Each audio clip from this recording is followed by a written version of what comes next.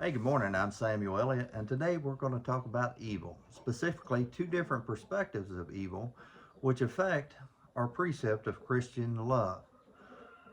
Now, I assume everybody in here is Christian or has some foundation in the faith, as this is a Christian university. We understand that God is the creator of the universe and God is the infinite good.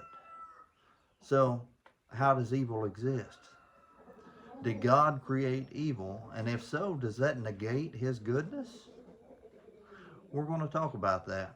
That is one of the biggest questions that we wrestle with as Christians, especially as we're young in the faith. And it's taken some of us, it's taken me a long time to come to terms with the true nature of evil. Fortunately, I had the opportunity to have a class, Literature 210, with Professor Harity, where we covered the Confessions of St. Augustine of Hippo.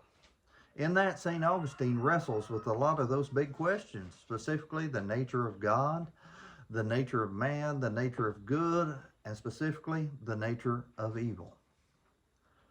So, as we talk about the nature of evil, we have two different ways that we can look at it. We can look at it as evil as just, oh, that's something bad. It's just bad. That's all it is. That's all it's ever going to be. It's just bad. It's a bad thing.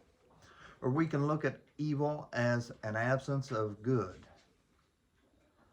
For an example, if you have a carpenter, just as God created the universe, a carpenter can create this little box. And a box has 4 or 6 sides if you put a top and bottom on it. Now I want you to imagine this little wooden box that this carpenter has made. What's inside of it? Some folks may say it's empty. Some folks may say there's a void inside of it. Some people may give that void a name. They may call it air. They may say there's air inside this box. Well, if you look at it, did the carpenter create that void? Did the carpenter create that air? The carpenter created that box made out of the good wood.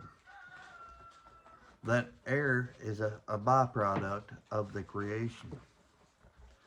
Now, as we look at where we see evil, the only places we really see evil are in the angels and in human beings.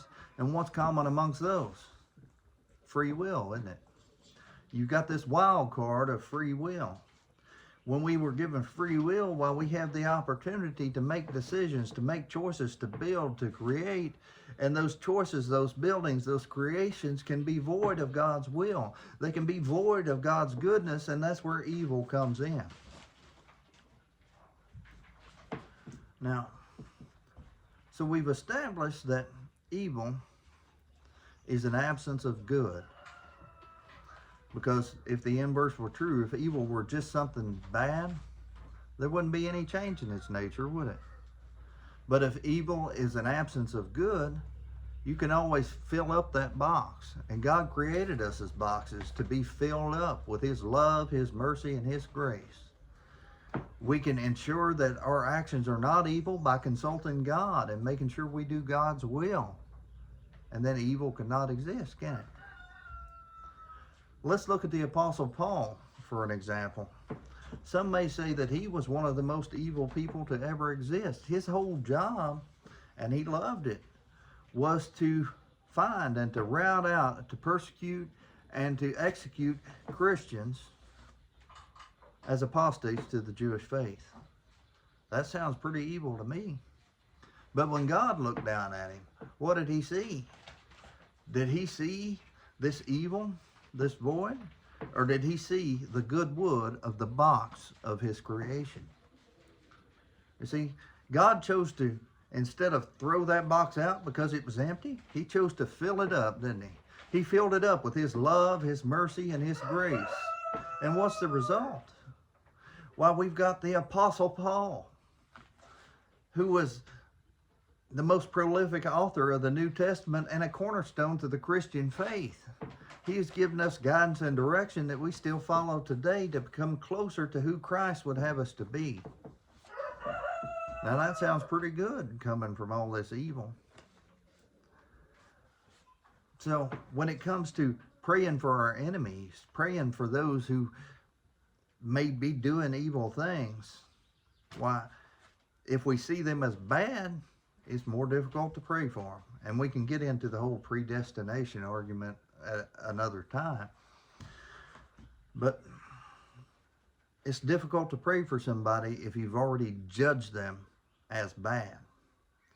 But if we take Augustine's approach and we look at somebody as an empty vessel, well, they're doing these things because their life is empty. They need God's love, mercy, and grace to fill them up and cause a change in them, and then their actions won't be evil anymore. Their creation itself is good. It's made of good wood. It's made of good stuff. It's made of the stuff that God used to create everyone.